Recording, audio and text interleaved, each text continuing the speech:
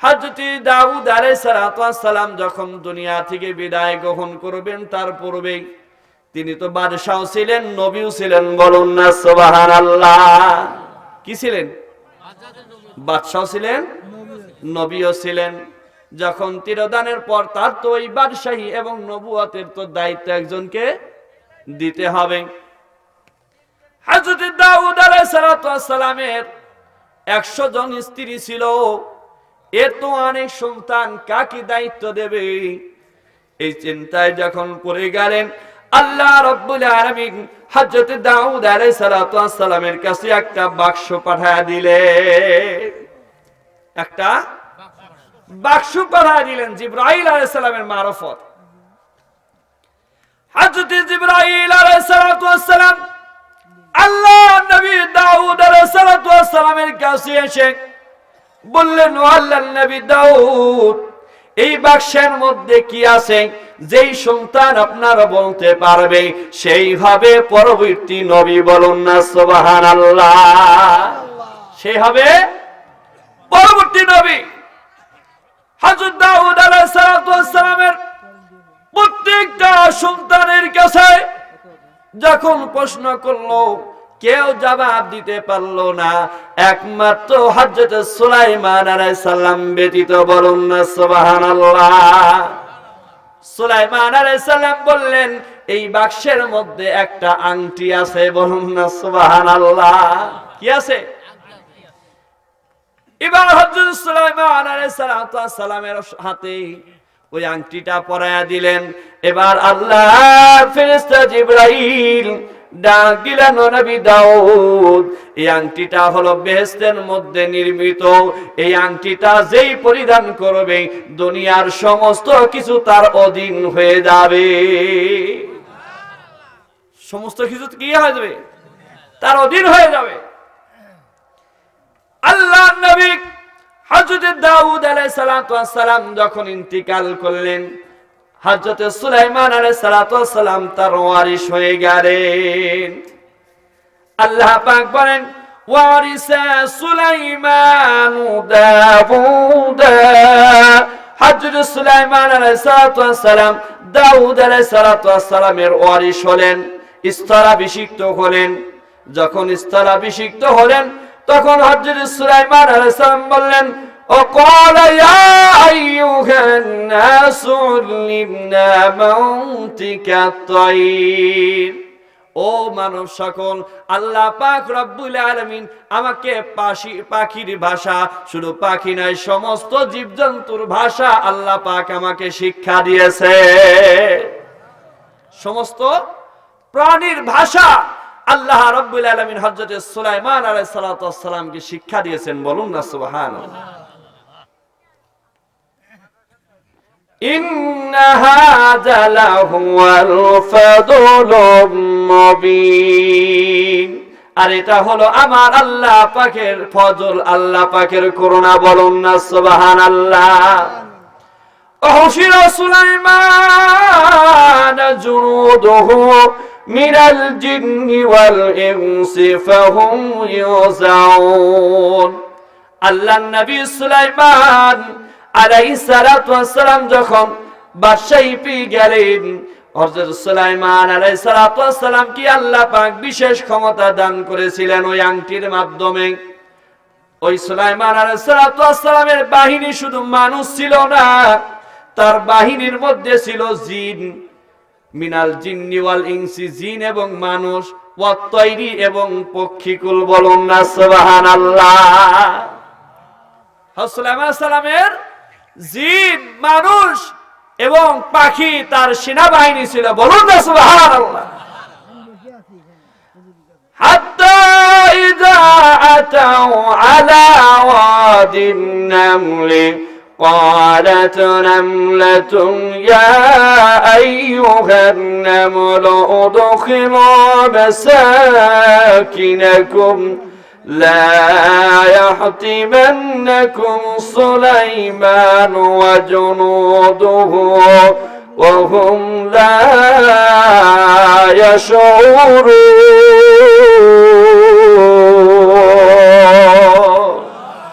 দেখো পাকিস্তানের জিয়া মল্ল দুর্ঘটনায় ভাই বিমান পড়ে ছাই হইল, কুরআন পড়ে নাই। আল কুরআনের বিজয় নিশান তামাম বিশ্বে বিদ্যমান, তবু বিশ্ব থেকে হারাবে না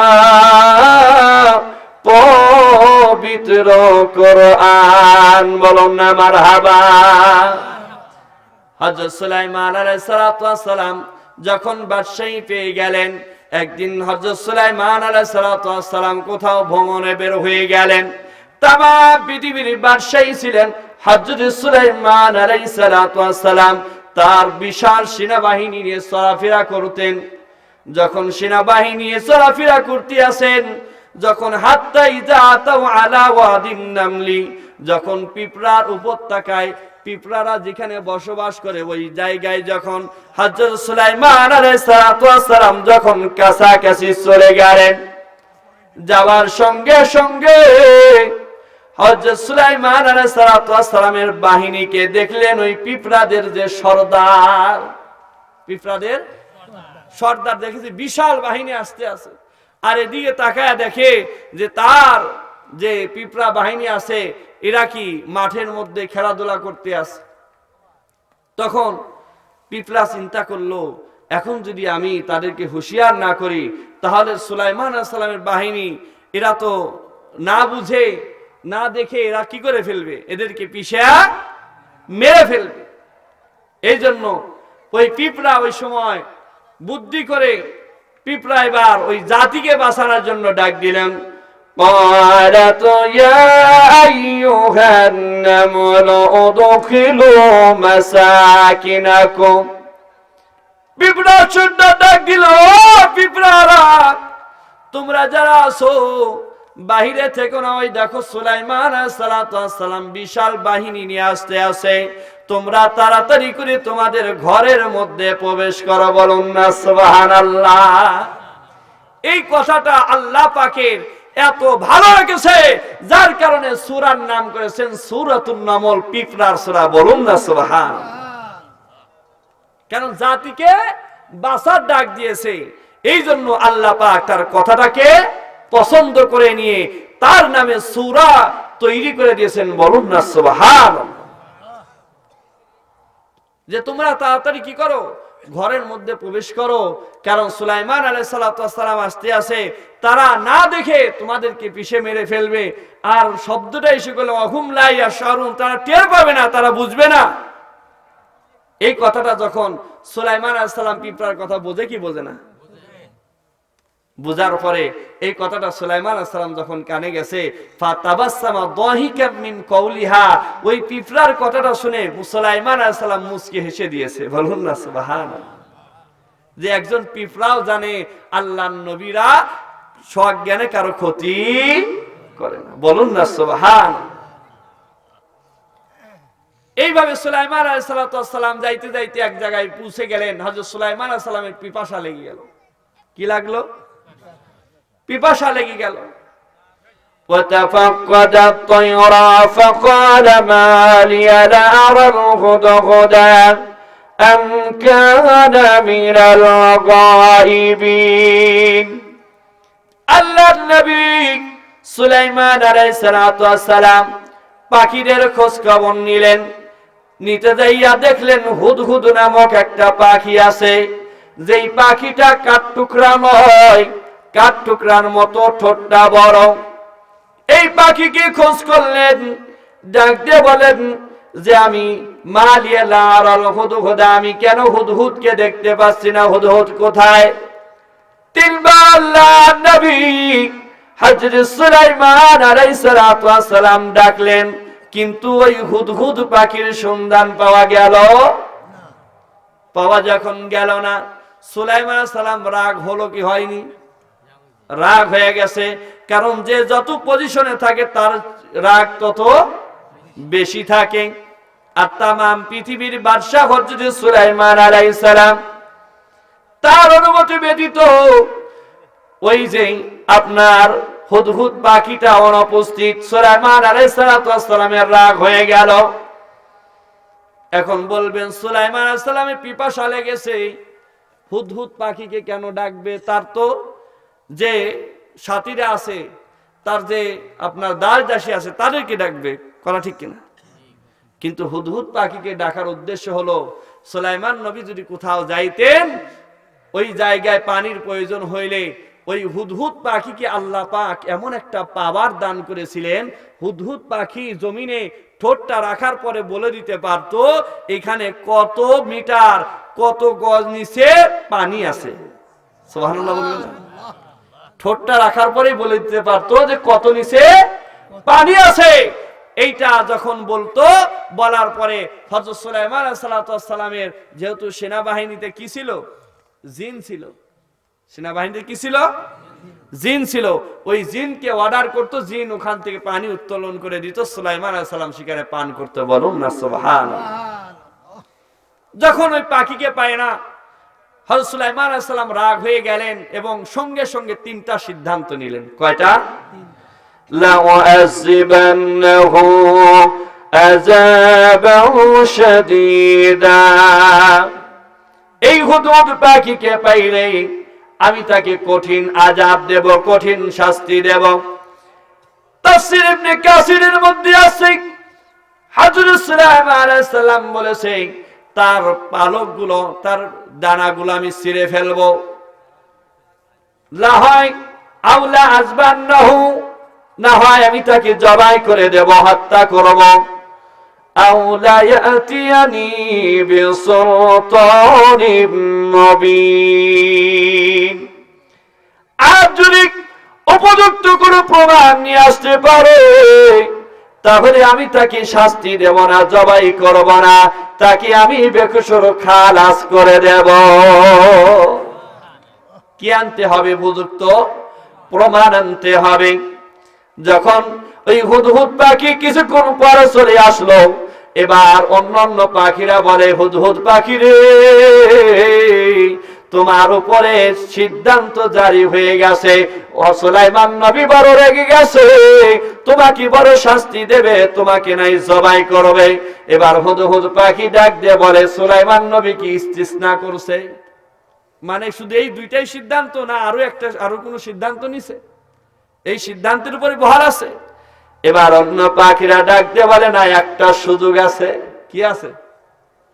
একটা সুযোগ আছে, যদি তুমি উপযুক্ত প্রমাণ দায়ের করতে পারো তাহলে তোমাকে জবাই করবে না, তোমাকে শাস্তি দেবে না, তোমাকে খালাস করে দেবে, তোমাকে জামিন দিয়ে দেবে।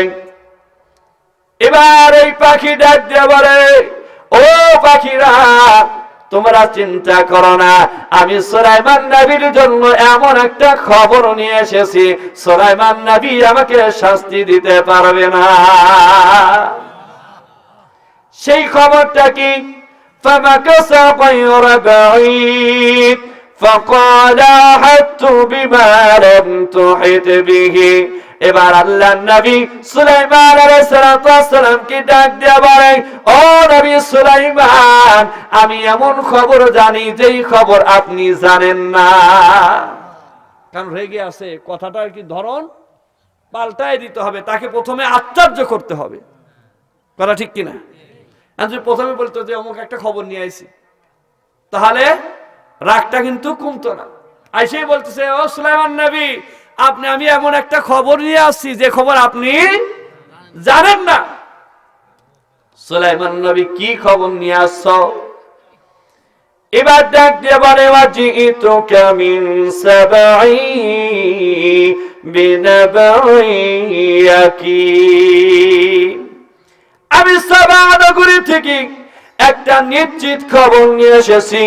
আর সেই খবরটা হলো, ও নবী সুলাইমান, আপনি বলেছিলেন আমার রাজত্বেই সূর্য ওঠে, আমার রাজত্বেই সূর্য অস্তমিত যায়। ও সুলাইমান নবী, আপনি ভাবেছিলেন তাম জায়গার রাজত্ব আপনি করেন না, না না, আপনার রাজত্বের পরেও আর একজনের রাজত্ব আছে। সুলাইমান সালাম ঠান্ডা হয়ে গেলেন। কিরে, আমার রাজত্বের পরেও আর একটা রাজত্ব আছে, এমন একটা খবর নিয়ে আসে। ডাক দিলেন, কি খবর বলো? বলে, ইন্নী ওয়াজাদতু ইমরাআতান তামলিকুহুম, আমি ওই জায়গায় সাবা নগরীতে একজন মহিলাকে পেয়েছি, যেই মহিলা ওই জায়গার রাজত্ব করে। খবরটা আশ্চর্য কিনা? ওই মহিলা ওখানে পুরুষ নয়, ওই জায়গার রাজত্ব করে কে? একজন মহিলা। আর আপনার খবর জানেন না। আর ওই মহিলাটা হলো পরম সুন্দরী। বলুন না সুবহানাল্লাহ। পরম সুন্দরী একজন মহিলা। ওউতিয়াত মিন কুল্লি শাই, আর এই রাজত্ব পরিচালনা করার জন্য যা কিছু প্রয়োজন সবকিছু তাকে দেওয়া হয়েছে। ওয়ালাহা আরশুন আযীম, আর ওই নারীর একটা বিশাল সিংহাসন আছে। ও নবী সুলাইমান, আপনার যেমন একটা বিশাল সিংহাসন আছে, বলে নাই আপনার চাইতে উত্তম, তাহলে রাগ বেশি হয়ে যাবে। বলল, তার একটা কি আছে? সিংহাসন আছে, বিশাল একটা সিংহাসন আছে, দামি একটা সিংহাসন আছে। এই কথা শোনার পরে শুধু তাই নয়, ডাক দিলেন, ওয়াজাদতুহা ওয়া কওমাহা ইয়াসজুদুনা লিশ-শামস। ও আল্লাহর নবী, ও সুলাইমান নবী, ওরা শুধু ওই যে রাজত্ব করে তাই নয়, ও নবী, ওরা আল্লাহকে বাদ দিয়ে সূর্যের পূজা করে। বলুন না নাউযুবিল্লাহ। কি করে? সূর্যের পূজা করে। সুলাইমান আলাইহিস সালাতু ওয়াস সালামের বড় রাগ হয়ে গেছে, কে সূর্যের পূজা করে, এরপরে আমার রাজত্বের মধ্যে থেকে ওরা আবার রাজত্ব করে। এবার ওই আপনার হুদহুদ পাখিকে ডাক দিয়ে বলল, ও হুদহুদ পাখি রে, তোমার কথা সত্য কিনা এটা আমাকে আগে যাচাই করতে হবে, কথা ঠিক কিনা। তুমি একটা কথা বললে আর তোমাকে শাস্তি থেকে রেহাই দেবো তা নয়। ক্বালা সানাউযুরু আসাদাকতা আম কুনতা মিনাল কাযিবিন, তুমি সত্য বলছো নাকি মিথ্যা বলছো, এটা আমাকে কি করতে হবে? যাচাই করতে হবে। সেই যাচাই করার জন্য আমি এখন একটা চিঠি লিখব। এই চিঠিটা তুমি কি করবা? নিয়ে যাইয়া ওই রানীর কাছে দিয়ে দিবা। কি করবা? ওই রানীর কাছে দিয়ে দিবা। ইযহাব বিকিতাবি হাযা ফাআলকি ইলাইহিম সুম্মা তাওয়াল্লা আনহুম ফানজুর মাযা ইয়ারজিউন। আল্লাহর নবী একখানা চিঠি লিখলেন। চিঠি লিখে হুদহুদ পাখিকে বললেন, হুদহুদ পাখি রে, ওই জায়গা যখন তুমি চিনে এসেছো, যাও ওই চিঠিখানা নিয়ে ওই রানীর কাছে দিয়ে আসো। ওই রানীর একটু বিশাল আপনার প্রাসাদ, যেই প্রাসাদের মূল অন্দর মহলে ঢুকতে হলে 7টা দরজা পার হতে হয়। কয়টা? 7টা দরজা পার হতে হয়। এবং ওই এত বড় একটা প্রাসাদ, যার পূর্ব দিকে হলো 300টা জানালা, পশ্চিম দিকে হলো 360টি জানালা। কয়টা জানালা? পূর্ব দিকে 300 আর পশ্চিম দিকে 360। আল্লাহর নবী সুলাইমান জিজ্ঞেস করলেন, আচ্ছা এই 360 আর 300টা জানালা পূর্ব দিকে কেন? বলে, কি জন্য?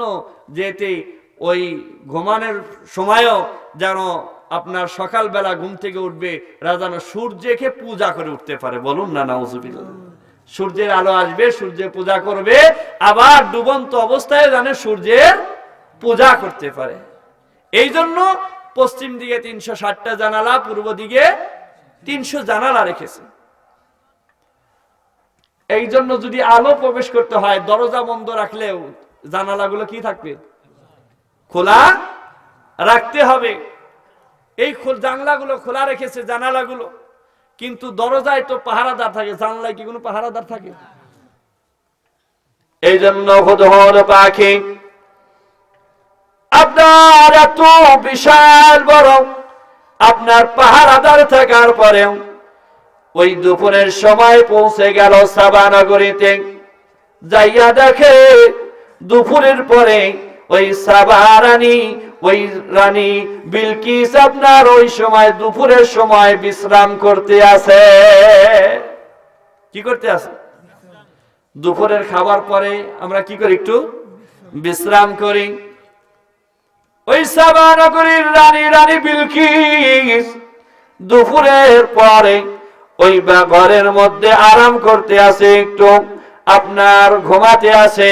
ওই সময় আপনার হুদহুদ পাখি ওই জানালা দিয়ে ওই অন্দর মহলে প্রবেশ করেছে। হুদহুদ পাখি চিন্তা করে, আমি যদি টেবিলের উপরে রাখি ওই চিঠিটা ওই রানী দেখতেও পারে নাও পারে, কিন্তু এমন একটা জায়গায় রাখতে হবে যাতে ঘুম থেকে ওঠার পরে ওই সাবা রানী বিলকিসের সর্বপ্রথম ওই চিঠিটা নজরে পড়ে। এমন একটা জায়গায় রাখতে হবে।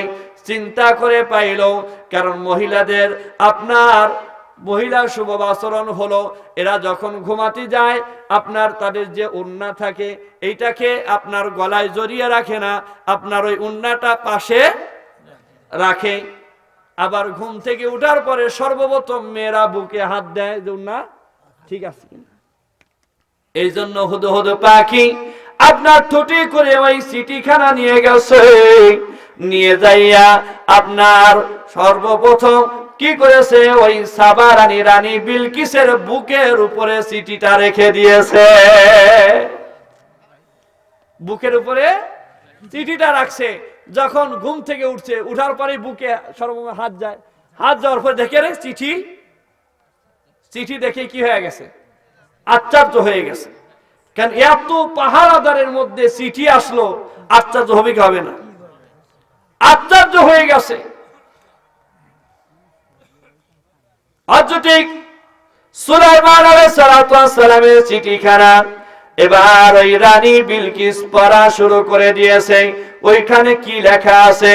ইন্নাহু মিন সুলাইমান ওয়া ইন্নাহু বিসমিল্লাহির রাহমানির রহিম। প্রেমপ্রীতির জ্বালা মোবাইলের মেলা, আর তো চিঠি লেখা লাগে না রে, আর তো চিঠি লেখা লাগে না। মোবাইল ফোন আসিল কি দোলা লাগিল, ফজরের ঘুম তো পোলার ভাঙ্গে না। কথা ঠিক কিনা? পোলার সারা রাত জাগিয়া মোবাইল চালায়া, মায়া সারা রাত জাগিয়া মোবাইল চালায়া, পড়াশোনা পোলার ভালো লাগে না রে, পড়াশোনা মায়ার ভালো লাগে না। মোবাইল ফোন আসিল কি দোলা লাগিল, ফজরের ঘুম তো পোলার ভাঙ্গে না। কথা ঠিক কিনা? চিঠি খুলে রানী বিলকিস দেখতে পায় এটা সুলাইমান নবীর পক্ষ থেকে আছে। আর ওইটার মধ্যে লেখা আছে আল্লাহ তাআলা আলাইয়া ওয়া তুনি মুসলিমিন। এই চিঠির মধ্যে এই দুইটা কথা লেখা। চিঠির মধ্যে এই দুইটা কথা লেখা। নবী সুলাইমানের পক্ষ থেকে চিঠি। মহাপরাক্রমশালী আল্লাহর নামে শুরু করছি। ও রানী, এই চিঠি পাওয়ার পর দেরি করবা না, অহংকার করবা না, অহমিকা বশত অবজ্ঞা করবা না। চিঠি পাওয়ার পরে সঙ্গে সঙ্গে মুসলমান হয়ে আমার নিকট চলে আসবা। কি করবা? তোমরা মুসলমান হয়ে আমার কাছে চলে আসবা। এই যখন চিঠির ভাষা দেখেছে, আল্লাহর নাম দেখার সঙ্গে সঙ্গে রানী বিলকিস মুশরিকা ছিল, সূর্যের পূজা করত, তার অন্তরের মধ্যে কম্পন সৃষ্টি হয়ে গেছে। কারণ আমার আল্লাহর নামটাই কি একটা পাওয়ার। আল্লাহর নাম দেখার পরে রানী বিলকিসের মনে ভয় এসে গেছে। সঙ্গে সঙ্গে জরুরি মিটিং দিয়া দিছে, জরুরি অধিবেশন সংসদে ডাক দিয়েছে।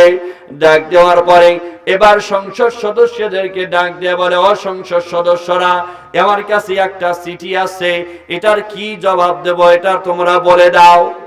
যখন সংসদ সদস্যদের বলেছে, ওর মধ্যে যে প্রধান অতিথি ছিল মার্জেন ডাক দিয়ে বলে, ও রানী বিলকিস, কে চিঠি দিয়েছে আমাদেরকে বলুন, ওই লোকটাকে ধরে এনে আমরা গাছের সঙ্গে ঝুলাই আমরা পিটাইয়া তাকে সাইজ করব। বলুন না নাউজুবিল্লাহ। ওই লোকটার কথা আমাদেরকে বলেন, ওই লোকটাকে আমরা কি করব? ধরে আনবো। রানী বিলকিস ডাক দিয়ে বলে, মার্জেন, লাফায়ও না, লাফায়ও না। ওই যেই যেই পিয়ন চিঠি নিয়ে আসলো, একেই ধরতে পারলা না, আবার ওই যেই পাঠাইছে তাকে তোমরা ধরবা? তোমার এত ক্ষমতা, চিঠি কিভাবে আমার অন্তর মহলে দিয়ে গেল, এটাই তোমরা ধরতে পারলা না, আর ওই যে পাঠাইছে তাকে ধরবা? অত সহজ না। যেই ব্যক্তিটা পাঠাইছে আমার মনে হয় এই খুবই শক্তিশালী, কথা ঠিক কিনা? তে কি করা যায়?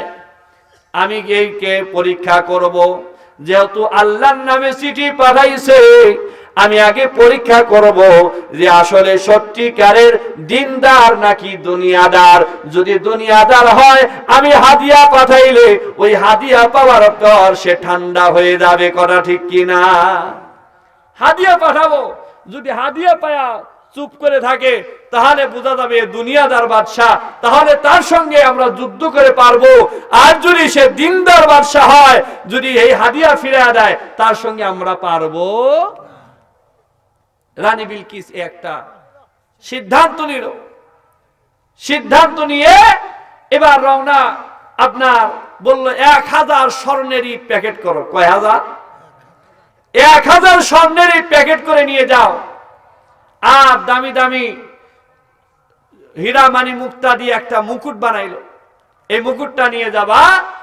আর কিছু পরীক্ষামূলক ভাবে 100 জন দাস, 100 জন দাসী, সবাইকে একই রঙের পোশাক পরাইছে, একই সাইজের পোশাক পরাইছে, যে তার কাছে যায়া তাকে পরীক্ষা করে দেখবা সে আসলেই দিনদার নাকি দুনিয়াদার। যদি দিনদার হয় তাহলে সে এইখানে পুরুষ মহিলা কারা এটাকে পৃথক করে দিতে পারবে। আর একটা প্রশ্ন হলো, তাকে দুই ধরনের ঘোড়া নিয়ে যাবা, একটা হলো অলস আর একটা হলো তেজি। একটা হলো অলস আর একটা হলো কি?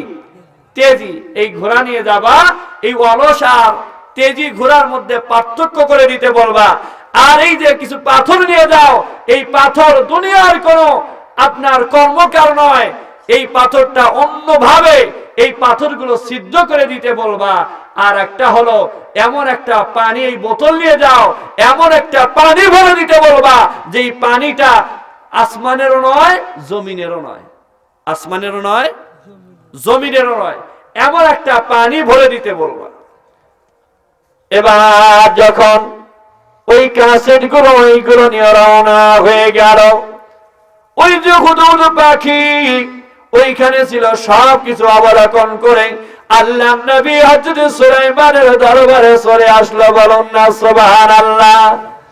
এবার সুলাইমান নবী হুদহুদ পাখিকে ডাক দিয়ে বলে, হুদহুদ রে, কি খবর নিয়ে আসলা? বলে, আল্লাহর নবী, ওই যে ওই মহিলা আসতেছে না, কিন্তু ওই মহিলা তার কিছু আপনার কাছে প্রেরণ করতে আছে।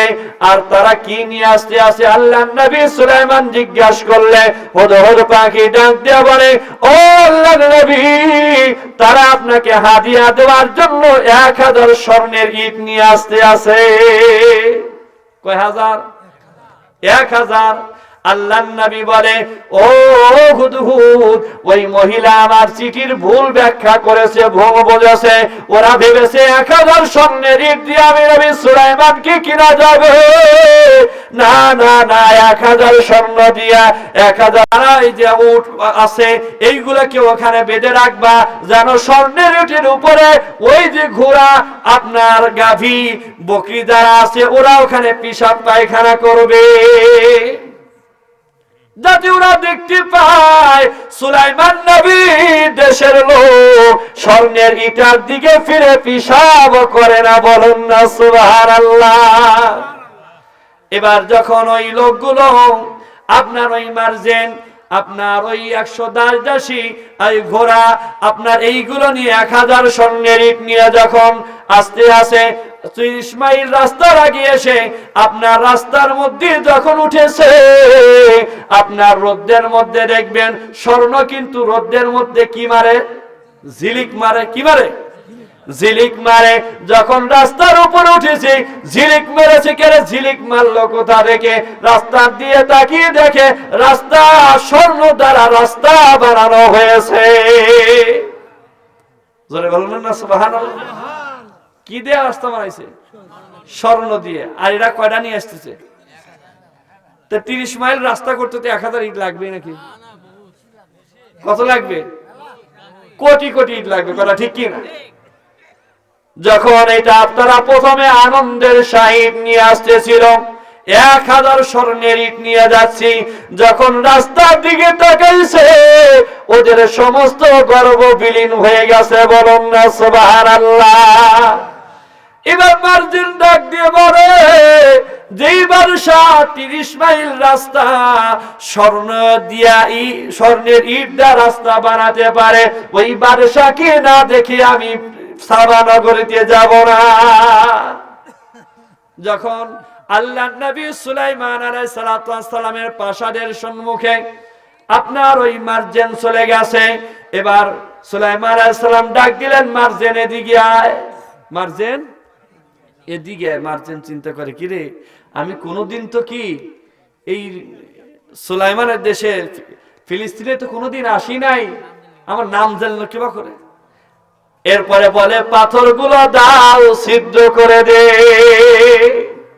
জোরে বলুন না সুবহানাল্লাহ।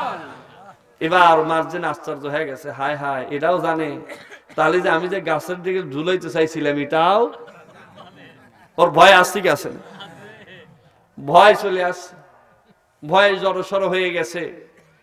যাওয়ার পরে এবার সুলাইমান নবী ডাক দেয়, মার্জেন টেনশন করো না, বলুন না সুবহানাল্লাহ। দাও পাথরগুলো দাও। পাথরগুলো নেওয়ার পরে ডাক দেয় পিঁপড়া। কই, জি হুজুর। ডাক দিছে কাকে? পিঁপড়া। পিঁপড়া কি বলে? জি হুজুর। এটা যখন দেখছে মার্জেন আরো আশ্চর্য হয়ে গেছে, কি রে, পিঁপড়াও সুলাইমান নবীর কথা শুনে, তাহলে কি ধরনের বাদশা, বলুন না সুবহানাল্লাহ। এবার ওই পাথরগুলোকে জমিনে রাখা হলো, পিঁপড়াগুলো ওই পাথরগুলো ছিদ্র করে দিল, বলুন না সুবহানাল্লাহ। এবার বলা হলো, এই যে 100 আপনার নারী পুরুষ আছে, এদেরকে আলাদা করে দিতে হবে। আল্লাহর নবী সুলাইমান আলাইহিস সালাম বললেন, এদেরকে হাত ধুইতে বলো। কি করতে বলো? হাত ধুইতে বলো। পুরুষরা শুধু আঙ্গুলগুলো হাত ধৌত করলো, আর মহিলারা আপনার কবজি পর্যন্ত হাত ধৌত করলো। আল্লাহর নবী সুলাইমান বললেন, যারা কবজি পর্যন্ত হাত ধুয়েছে ওরা হলো দাসী, আর যারা শুধু আঙ্গুলগুলো ধুয়েছে ওরা হলো দাস, বলুন না সুবহানাল্লাহ। আল্লাহর নবী বললেন, এই ঘোড়াগুলোর সম্মুখে কিছু ঘাস আর কিছু সুলা বুট নিয়ে আসো। এবার যখন আনা হলো, দেখা গেল কিছু ঘোড়া আপনার ওই সুলা বুটের দিকে চলে গেল, আর কিছু ঘোড়া একটু দেরি করে আপনার ঘাস খাওয়া শুরু করলো। আল্লাহর নবী বললেন, যেই ঘোড়াগুলো ঘাস খায় ওরা হলো তেজি ঘোড়া, আর যেই ঘোড়াগুলো বুট খায় এরা হলো লেজি ঘোড়া, বলুন না সুবহানাল্লাহ। এবার আরেকটা হলো, আপনার এমন একটা পানি দিতে হবে যেটা আসমানের নয় আবার জমিনেরও নয়, এমন একটা পানি দিতে হবে। আল্লাহ নবী এবার বললেন, ঘোড়াগুলো কি রেস দিতে পারো, দৌড়াইতে পারো? ঘোড়াগুলো দৌড়াইলো। অনেকক্ষণ দৌড়ানোর পরে ঘোড়াগুলো যখন ফিরে আসলো, ঘোড়ার শরীর থেকে টপ টপ করে ঘাম ঝরতেছিল। ঘোড়ার শরীর থেকে ঘাম ঝরতেছিল। আল্লাহর নবী ওই ঘামগুলো বোতলে ভরে দিলেন, বলুন না সুবহানাল্লাহ। আর বলে দিলেন, যা যা তাড়াতাড়ি যা, ওই রানী যদি আমার কাছে মুসলমান না হয়ে আসে তাহলে আমি এমন সৈন্য পাঠাবো যেই সৈন্যের মোকাবেলার ক্ষমতা রানী বিলকিসের নাই। কারণ তার মধ্যে কি আছে? জিন আছে। কি আছে? জিনকে আমরা দেখতে পাই। এবার রানী বিলকিসের পরিচয়টা কি? রানী বিলকিস শুধু মানুষের সন্তান নয়, মানুষ এবং জিন উভয়ের সন্তান। বলুন না সুবহানাল্লাহ। রানী বিলকিসের বাবা বাদশাহ সুরাহাবিল। এই বাদশাহ সুরাহাবিলের মনের আকাঙ্ক্ষা, এই যখন বাদশাহ হয়েছে লোকেরা বলেন, আপনি বিবাহ করেন, বাদশাহ বিবাহ করেন। বলে না, আমি কোন মানব সন্তান বিবাহ করব না। আমি যদি বিবাহ করতে হয় আমি জিনের মেয়ে, আমি পরীকে বিবাহ করব। কাক বিবাহ করবে? পরী বিবাহ করবে। এই জন্য ওই উজা মন্ত্র যারা আছে এদেরকে খালি জিজ্ঞেস করে, আচ্ছা এই জিনরা কি অবস্থায় থাকে? জিনরা অধিকাংশ সময় কি অবস্থায় থাকে? এবার এই যারা আপনার এই দিকে তন্ত্রমন্ত্র করে তারা বলল যে জিনেরা অধিকাংশ সময় সাপের আকৃতিতে থাকে। কিসের আকৃতিতে? জিনেরা অধিকাংশ সময় সাপের আকৃতিতে থাকে। এই জন্য হাদিস শরীফের মধ্যে আছে যে সাপ দেখলে আগে মারা যাবে না। সাপ দেখলে আগে মারা যাবে না, বলতে হবে যে জিন হলে ভাগো। জিন হলে কি? ভাগো। যদি ভাগে তাহলে মারিয়েন না, যদি মারেন, যদি জিন মারেন তাহলে ওই জিনের বংশ আপনার বংশ রাখবে? বলেন। এই জন্য আপনাকে কি করতে হবে? আগে বলতে হবে সাপ হইলে থাকো আর জিন হইলে ভাগো। যদি না ভাগে তাহলে মারবেন, যদি না ভাগে কি করবেন? মারবেন। এবার যখন ওই জন্য ওই বাদশাহ সুরাহাবিল কি করে? খালি জঙ্গলে যায় শিকারের জন্য। আসলে শিকারের জন্য নয়, ওই যায় সাপ খোঁজার জন্য। কি খোঁজার জন্য? সাপ খোঁজার জন্য। তা আল্লাহর কি কাজ? একদিন ওই গভীর জঙ্গলের মধ্যে চলে গেছে, একা হয়ে গেছে। এবার দেখতে পায় একটা গর্ত থেকে গুঙ্গানির আওয়াজ আসতেছে। একটা গর্ত থেকে গুঙ্গানির আওয়াজ আসতেছে। এবার ওই বাদশাহ সুরাহাবিল ওই গর্তের দিকে লক্ষ্য করে দেখে যে একটা কালো রঙের সাপ আর একটা সাদা রঙের সাপ মারামারি করতে আছে। ওই কালো রঙের সাপ সাদা রঙের সাপটাকে শোয়া ফেলছে, একদম মেরে ফেলার মতো অবস্থা করেছে। এবার ওই সাদা সাপের প্রতি সুরাহাবিলের দয়া হলো, তার কাছে তীর ছিল, তীর এমন ভাবে নিক্ষেপ করলো ওই কালো সাপটা মারা গেল আর ওই সাদা সাপটা অসুস্থ হয়ে পড়ে গেল। ওই সময় বাদশাহ সুরাহাবিল ওই সাপটাকে তুলে এনে বিশেষ কবিরাজের দ্বারা সুন্দর করে চিকিৎসা করে সুস্থ করে একটা আপনার খাঁচার মধ্যে আবদ্ধ করে রাখলো।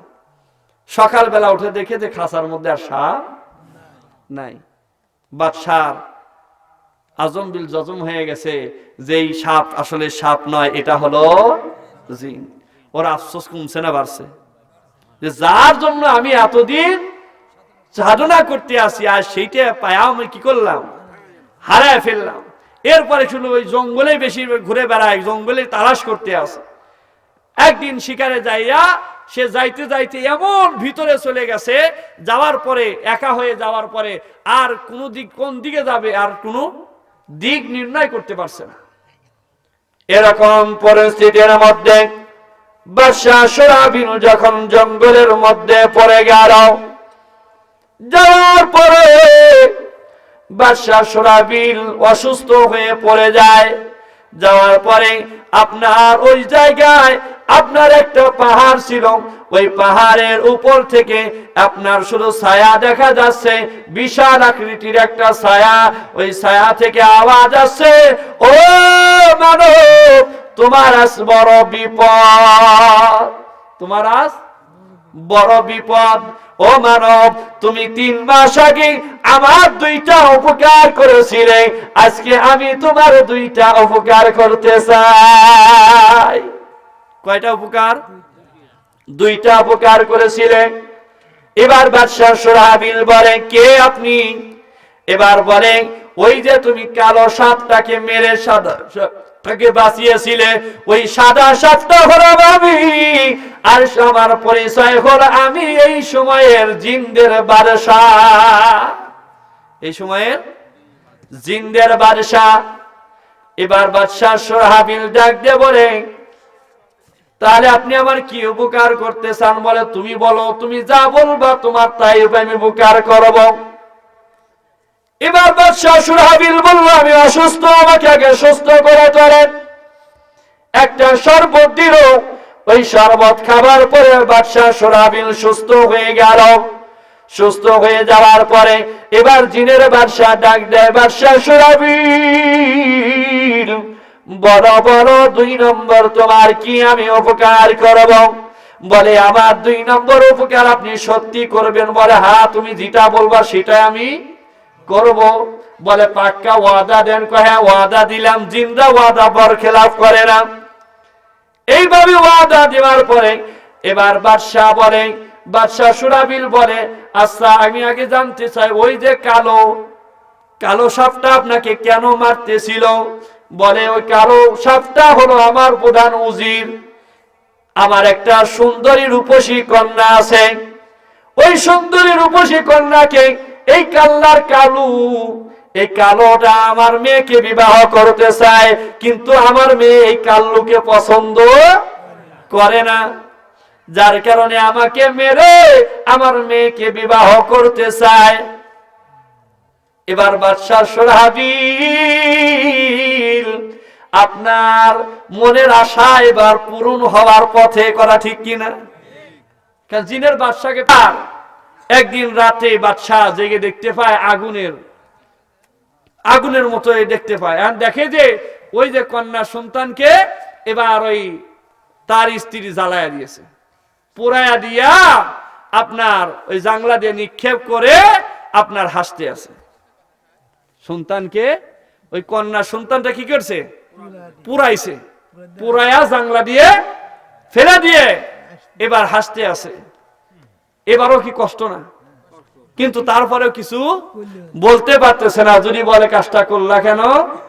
সাদের বিবি থাকবে না। এরপরে আপনার সংসার করতে আসে। এরপরে বাদশার এক জায়গায় যুদ্ধের জন্য অন্য রাষ্ট্র আক্রমণ করতে আসতেছে, তাহলে তাদেরকে প্রতিহত করার জন্য যুদ্ধে যাওয়া লাগবে। এবার যুদ্ধের জন্য যখন প্রস্তুতি হচ্ছে, ওই সময় স্ত্রী বলতেছে যে আমি সঙ্গে যাব, আমি সঙ্গে যাব। দেখছে যে না, তোমাকে নেওয়া, মনে মনে ভাবছে যে তোমাকে তো নেওয়া যাবে না। বলতেছে, না, তুমি যুদ্ধে যা, কি করবা? যদি আমি বেঁচে থাকি আমি তো ফিরে আসব। বলে, না, আমি যাব। মনে মনে চিন্তা করে, তুমি আমার 2টা সন্তানকে হত্যা করছো, আবার যুদ্ধে যাবার কোন কাহিনী করবা? এই ভয় আছে কি নাই? কিন্তু রানী নাসর বান্দা হয়ে গেছে, নিয়ে যাইতেই হবে। এখন অনুনয় পেয়ে এবার রানীকে নিয়ে রওনা হয়ে গেছে। যাওয়ার পরে যেই জায়গায় আপনার তাবু করেছে থাকতে আছে, আপনার খাবারের পরে কিসের প্রয়োজন হয়? পানির প্রয়োজন হয়। খাবারের পরে পানির প্রয়োজন হয়। রাত্রিবেলায় পানি সব জোগাড় করেছে। জোগাড় করার পরে সকালবেলায় খানার পরে পানি নিতে যায়, পানি দেখে যে সমস্ত পানির ট্যাঙ্ক কি হয়ে গেছে, পানি ফেলায় দিয়েছে। ওই সময় রাজা যারা পানির দায়িত্বে ছিল, সিকিউরিটির দায়িত্বে ছিল, তাদের কাছে গেছে। কি হলো, পানি কি হয়েছে? এবার সিকিউরিটিরা ডাক দিয়ে বলে, ও বাদশাহ, রাজার পরেই রানীর অর্ডার মানতে হয়, রাজার পরেই রানীর অর্ডার মানতে হয়। ও বাদশাহ, গভীর রজনীতে রানী আমাদের কাছে এত বড় তরবারি নিয়ে যাইয়া আমাদের ঘাড়ের উপর রেখে বলে, পানি সব ফেলাইয়া দে। পানি কি করে দে? পানি সব ফেলাইয়া দে। এবার বাদশার রাগ হয়ে গেছে। কিরে, যদি আমার সৈন্যগুলো পানি না পান করতে পারে তাহলে আমার সৈন্যরা দুর্বল হয়ে যাবে, আর দুর্বল হয়ে গেলে যুদ্ধে পরাজিত হয়ে যাব। পরাজিত হয়ে গেলে অন্য যারা আসবে আমাকে তো বাঁচায় রাখবে না, মেরে ফেলবে। আর আমি যদি না বাঁচি, এই বিবি দিয়ে কি করবো? কারো ঠিক কিনা? এইবার রাগ হয়ে গেছে, আর মানতেছে না। তিনটা ঘটনা ঘটাইছে। কয়টা ঘটনা? তিনটা ঘটনা ঘটাইছে। রাগ হয়ে যাইয়া এবার সুরাবিলের দিকে যখন অগ্রসর হয়, সুরাবিল মাথা আশ্রাইতে আছে, মাথা চিরুনি করতে আছে। বাদশাকে আসতে দেখে সুরাবিল ডাক দিয়ে বলে, বাদশাহ, বুঝেছি বুঝেছি, আজ থেকে আপনার সঙ্গে আর আমার সংসার হবে না। আজ থেকে আপনার সঙ্গে আমার আর সংসার হবে না। বলে, হবে কি করে? তুমি কি কাজগুলো করেছো? বলে, বাদশা রে, আপনি যাই প্রশ্ন করবেন সমস্ত প্রশ্নের আমি উত্তর দেব। আজকে আমি সব কিছু ব্যাখ্যা করে দেব।